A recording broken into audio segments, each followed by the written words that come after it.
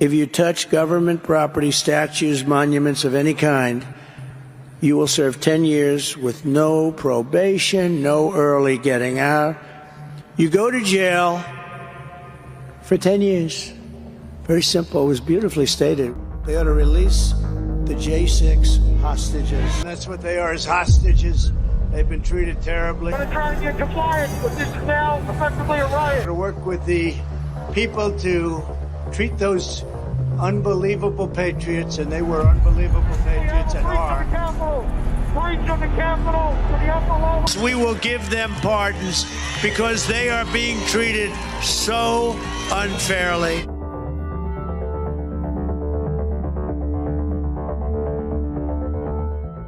Everyone, welcome to the Dating and Relationships Meetup, also to the Nonpartisan Red Pill Men's Group.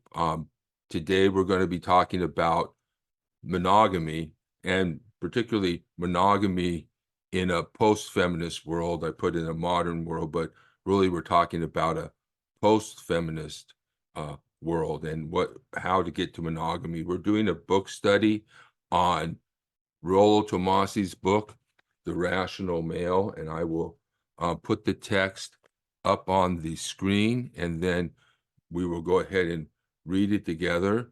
And we're reading the section on goal state monogamy as a goal versus as a product of dating non-exclusively. We'll start, and then after that, we'll open it up for discussion. And the discussion is open to whatever you want to talk about related to monogamy or to dating or to relationships. Sometimes we can get a little off, help some people out. So it looks like we're ready. So what I'm going to do is let's see, anything else I want to tell you about here before we get started. Yeah, remember, you can register for these programs at tinyurl.com/redpillmen, and you can join this conversation if you're listening to us watching us on Facebook at tinyurl.com/redpillmen. You're right in that women have that inculcation of the entitlement philosophy. You can't fire me. Well, you can get fired. I've been fired from 2 jobs by pushing back up against the boss. I have pushed back against colleagues that I thought weren't doing the job right or had personalities that didn't mesh in with the rest of the department. You have to stand up for yourself, okay? You have to do it. Yes, the women, and the vast majority of women, have this attitude, but at the same time, when they feel it's not going to happen overnight, it'll probably take, who knows, maybe 10 more years.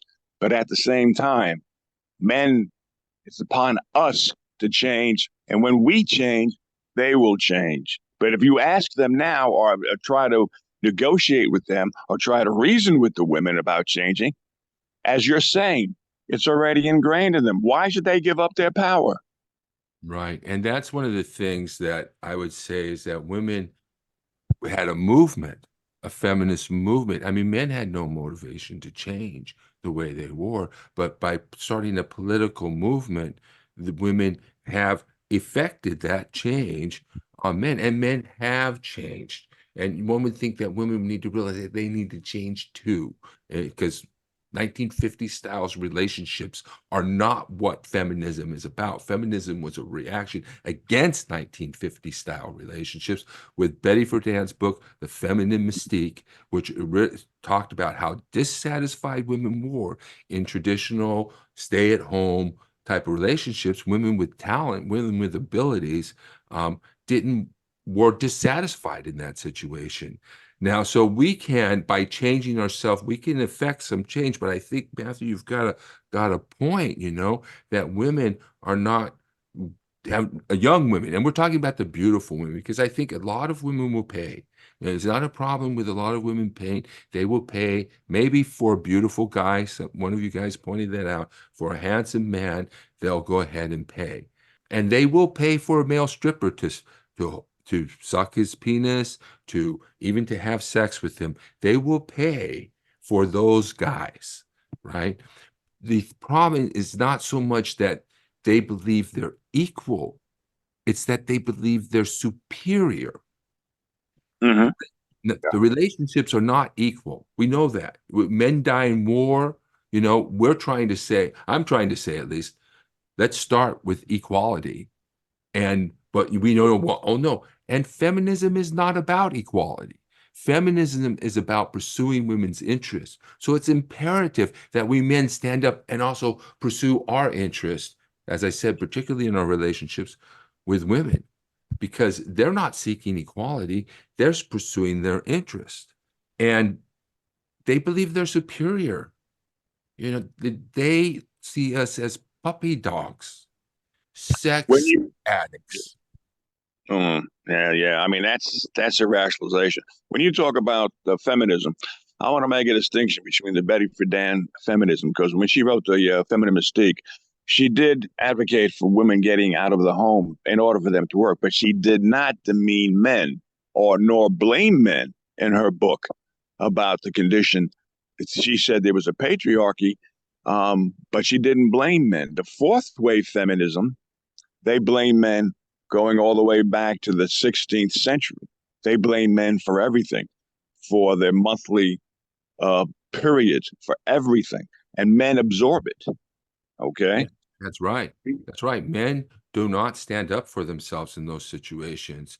And I think that's part of the propaganda, that we are such a highly propagandized people. Propaganda has become so prevalent. I mean, we're being turned into a dictatorship. Yeah, Russia, big governments are spreading propaganda, big government programs.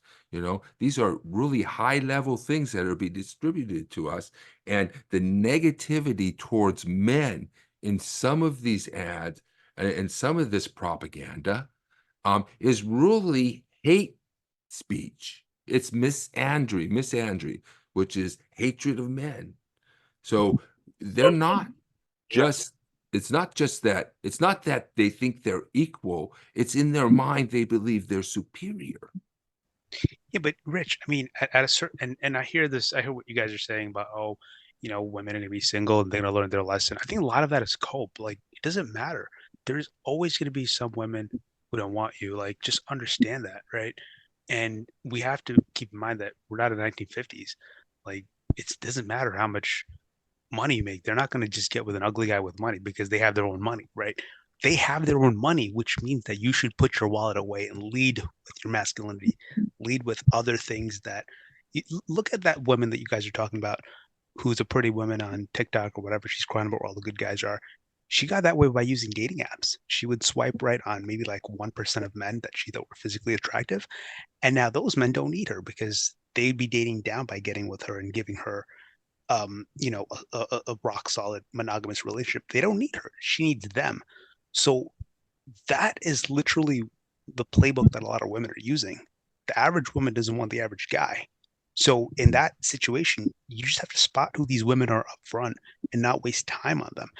That's why I brought up that guy earlier, my friend who goes on dinner dates. He keeps paying for dinner dates. He never hears from these women again. Like you guys, some of you guys are like that guy, just like going after women who don't want you, who don't have a burning desire for you. And then we're like blaming propaganda. No, I think a lot of it falls on us and like responsibility that we take to weed these time wasters out. And as much as I like Red Pill, I think if it focused more on techniques and like how we can best learn from our mistakes, I think we'd be in a much better position. But I think at a certain point, I think Red Pill just has gotten so big and there's so many different voices.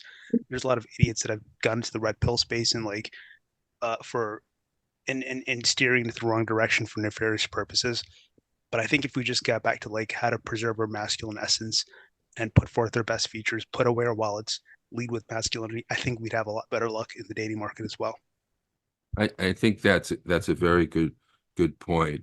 I think that there's also been a lot of propaganda about the red pill, that the liberal probably have demonized the red pill.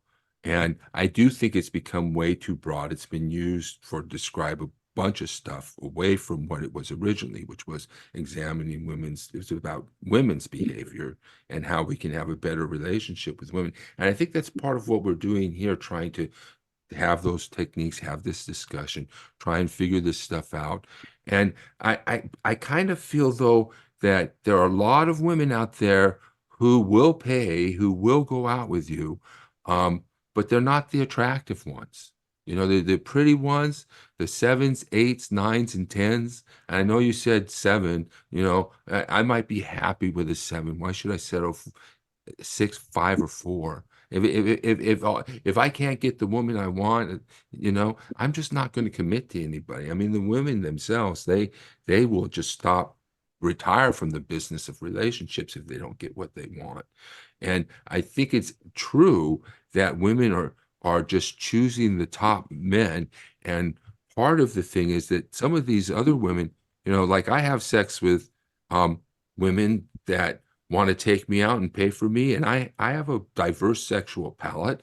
Like I said, I'm okay with it, and it allows me to date more beautiful women who want to hold me over a barrel for sex, and I can just say, oh, we don't need to have sex. But that usually like just blows their mind, and they're like, what the heck's going on here? This is not reality. What's he saying? He's having sex with, you know, and this idea that we can spin plates, right, without implying that we're being exclusive with any one woman. And as I've found from experience, you have to be careful not to talk too specifically about it, though. Indirect communication is the best way. But the woman's going to figure out, she's going to start asking questions, you know. And I have women, like Friday, I had like 4 or 5 women. I'm on a date and I got 4 or 5 women texting me, you know, trying to find out what I'm doing, you know, and they know I'm with somebody else. But you try not to talk about it too much because that really screws them up. But, you know, and also, you know, Yeah. I'm not going to be exclusive until it's solid, until I know that this relationship is solid, because opportunity cost, like Clint mentioned, opportunity cost. I got women who will marry me if I ask them. I've got women who will do those things. I'm not giving them up just to live with a woman, to commit to a woman after being with her for 4 weeks, because all she really wants to do is decide whether we should be together. That's not what commitment is about. How do we get to this situation with all this sex and the sexual liberation movement and all these, and all of a sudden now the women are telling us, it's basically saying, I won't have sex outside of marriage. I won't have sex outside of a committed exclusive relationship. It's controlling, and women are asking for too much. That's the big problem. Can't possibly commit to a woman or be exclusive with a woman after 4 weeks. Can't possibly do it. Why would a woman expect that or demand that? I'm not going to do it. Any man in their own mind, you got to be desperate to jump onto that. And even if you are desperate, you've got to hide that desperate and put her off. You've got to put her off for a while, or else she won't even respect you anymore.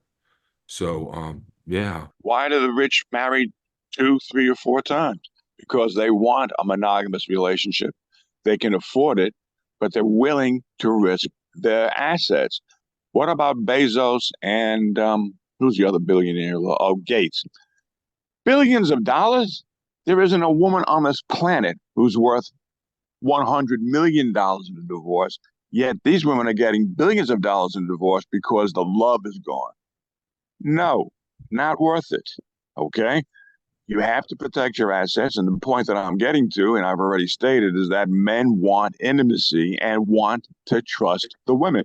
They don't know how to properly vet the women. Because if they did, then they could find out relatively early that this woman is marrying you for your money.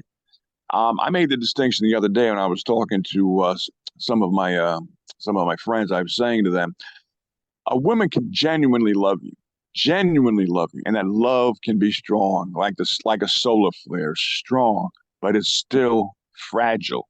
All you got to do is just decrease your income by about 20, 25%, and that woman who genuinely loved you, finding out that your income is gone, you're unemployed, or you want to change jobs, or you want to become a freelancer, she will either not love you anymore or her love for you will be decreased. Yeah, but that's the She was thing. never attracted in the first place. She was No, never but that's the attracted to you in thing. the first place. She was in it for the money. You just No, literally answered I yourself. no, it's biologically ingrained in women to leave and not have any regrets. because it's a survival mechanism. Like if you go back to like prehistoric times and Neolithic eras, Yeah, but Matthew, like prehistoric times, they needed the man for survival. We don't live yeah, in a world where women need a man for but their survival. brains They hasn't have their own jobs. changed. I live in a big But their city. brains If you haven't look at big changed. cities, women are out Okay. earning men in big Yeah, but cities. I'm They do not not need a talking man for about his the resources. scenario. Jay, I'm not talking about the scenario. I'm talking about the ability to be able to leave a man when they feel their life is in danger. Like we might not comprehend that like infidelity, but it's ingrained in them biologically to be able to say, "Wow, this guy isn't going to like be able to like secure me and like keep me alive. I better go like walk 20 miles that way and go find another guy." Like that's what their brains like are built for, and it hasn't changed in like a couple million years. And so like even though they have jobs and they can supply their own resources, like when they see incompetence, when they see that you're incompetent or they're like it, their security is endangered, they're not going to like blink twice to leave. And it has nothing to do with like disrespect. It's a survival mechanism. It's something that they just talently, innately can do. Yeah, And I think that's right, Matthew. I think that in some sense, women, and this is the main problem, women are initiating 70% of the divorces. Women are innately designed to leave us the moment that we show we are not as high a value as they thought we were. And even the fact of getting into a committed relationship is all a ploy in some ways. That what it does, it relieves the women's competition anxiety, which allows her to then relax and keep her eye open for the better deal.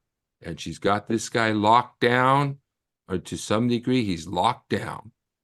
And now she's free to keep her eye open for other guys. And that's just their innate strategy. And this is why a lot of guys doing MGTOW have something right, that if this is how women are innately designed to leave you, the moment the next best thing comes around, then why marry?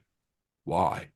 Why? Mhm. There's no commitment to you. Why get into I tell these women this, and they don't really hear. What commitment have you made to me? 4 weeks in the relationship, you have made no commitment. It's certainly not death do us part. And they say, well, you can't do that. They take the extreme view. We never know how things are going to last. Yeah, right. Because you're going to be looking around. That's why. And so, and I better know that this is a solid, good relationship before I'm going to give up those other women who would marry me if I asked them. So I think that's right. They're set up to leave us, and that's their strategies. So, like I said about Cooper, he said the women are always waiting for the winners. yep, sitting at the finish line waiting for the winners. Right? They don't care about your struggles. Tell them about your struggles, their eyes will glaze over. They'll start turning around. They won't hear a word you're saying. They really don't listen to what we say oftentimes, you know. And that's one of the things that's a problem. And you're right there, Robert. It can be an awful deal for men, and you should have that prenup and make sure if you're going to get married. And one of the things if I can't find the woman I want, a beautiful woman who doesn't put money at the top of the list, which is very, very rare, I'll just continue the way I am. But some men are not able to do that. They need intimacy and affection. And my advice is get yourself intimacy. There are a lot of women who need it, and they may not be pretty, and you may feel like you're dating down, but if you're not dating up, you got to have that backbone. You got to have not backbone, but you got to have that source of sex. You got to have other women wanting you and being with you, and then you can spend your time trying to get those stupid other women who think they deserve everything in exchange for sex. Me myself, I've never been prone towards marriage. Never. I also have told people I wouldn't even recommend people living together. because marriage leads to divorce. You can't have a healthy, long-lasting relationship without marriage. I'm all for monogamy. And I'm all for if a man wants to date other women until he finds that one special woman. And I'm all for women doing the same thing. Of course, it's hard to find it, but as long as a man is honest, is not a player, I'm all for it. But I'm not for marriage. I'm Yeah. for companionship, but I am not. I don't like the state and people from religion telling me that I have to state my love in front of your sanctions. I have to be sanctioned by you in order for me to have an intimate relationship with somebody that I love. Stay out of my business. Yeah, I don't blame you, especially the way women um, tend to use men nowadays, and it's time for them to face up to the facts and and change themselves. But like Matthew said, the younger and the more beautiful women are, they have no motivation, and they think that even women my age who are beautiful but not perfect, maybe even overweight, there's delusion out there, I still mean, they're think, also gonna, I feel like they're also gonna pressure you because like women might not want to be in a marriage, but they want a wedding. Every girl wants to walk down the aisle in a white dress and have her whole family watch her get married to the guy of her dreams, even if the marriage only lasts like a couple years. But like women are gonna pressure you because they want that ceremony. They've been dreaming about it since they were little girls, you know? yeah, they love the idea of being married. They love the idea of having a guy like Joe mentioned. They love the idea of moving to America. Do they love the guy? Not so much. It's kind of like a side thought. The guy is kind of like, well, is he going to be with? Is he going to be a good guy? As long as he has that other stuff, can I live with him? Can I tolerate him? And Yeah, but what they're about is the bridezilla complex. But women actually look more forward to the wedding than they do the marriage. yeah, I can imagine that. We're overtime now, so I don't want to keep people beyond their scheduled time, but I also enjoyed this discussion. I wanted to keep it going so that everybody gets everything to say. I know, Jay, you were saying something, and I don't know if you wanted to make some final comments or not. No, I think I kind of said everything I wanted to say, but awesome discussion today, guys. All right. Thank you, Looking forward everybody, to the for next one. coming. Right. Next month, we're doing the last part of the section on plate theory, and I'll have to figure out what I'm gonna name it here. Let me see if I can find it here. You should Plate, wrap up. I want to say something. yeah. What's that, Joe? I said, when you're finished and before you wrap up, I want to say something when you're finished. Okay. So, ladies' game. Ladies' game, you can't see it here. That's what we're going to be talking about. The girl game. Women have game too. They want to label it as monogamous relationships versus non-monogamous relationships. They want to redefine in their social constructs our concepts of defining relationships and act as if having sex with one guy at a time is monogamy. It's not.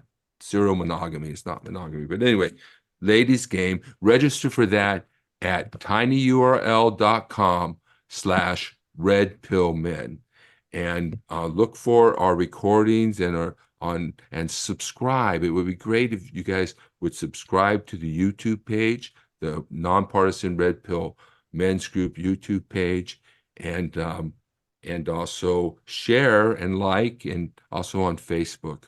Yeah. And extracting resources. Yes, Jay, that's ladies' game in some way. In fact, the whole system is designed to extract resources from men. So go ahead, Joe. I want to emphasize what Jay was saying. Men, lead with your masculinity. Don't worry about your resources, your assets. They're for you, and you can share them with the woman if you find the right woman. But if not, then you can live for yourself, but you lead with your masculinity, and don't define your masculinity the way women do, that you have to be a man that's going to share those resources, that you have to entertain, you have to pick up, you have to pay for. That's not a man, okay? I'm not saying that's a simp. I'm saying that's a gentleman, but if a simp allows a woman to walk all over him, then he's a simp. Lead with your masculinity. You're a man, okay? A man. You are in wars. You are in 90% of the construction industries. You built the infrastructure. You're the one that protects and provide. Lead with that. That's all I got to say. Yeah, that's right. I often say lead with sex, although that's probably not the right way. But you're a lover. You're the guy who's making you happy. And that's what I offer, right? You know, so, and then chivalry means do shit for me. So, you know, don't let them manipulate you like that. All right. Walk like a man, my son. Thank you, Robert. I'm a dog, huh? All right. Walk like a man. Yeah. Mm-hmm. All right. Thank you, guys. I'll see you next month. Good luck on whatever you're doing with women, and I'll see you next month. Okay. All right. Thanks, Rich. Thanks, everybody. Bye-bye. Thank you, Clint. Thank you, Joe. Thank you, Jay. Thank you, Matthew. Everyone for participating. It's fantastic. Hope, Gus, and Gwen, you are my entire world, and I love you. Some say of Donald Trump and the MAGA movement that the cruelty is the point. They're right. When Governor Tim Walz took to the stage at the DNC, he showed us not only a proud vision for America, but a deep love for his family. Building an America that's better, more compassionate, is personal for Tim Walz, whose son Gus has special needs. Gus exploded with love for his father after he took the stage. The camera caught him so incredibly proud of you, so emotional, saying, "That's my dad." I'm grateful I got to experience it, and I'm so proud of him. It was a wonderful moment for any decent person watching. But MAGA is anything but decent. Insults, mockery. These are the voices of Trump's enablers, the people who make up Donald Trump's movement. What kind of people taunt a disabled child? Trump's people. It's time to ask, is this who you are? Is this how you're raising your children? Is this what you want from a president?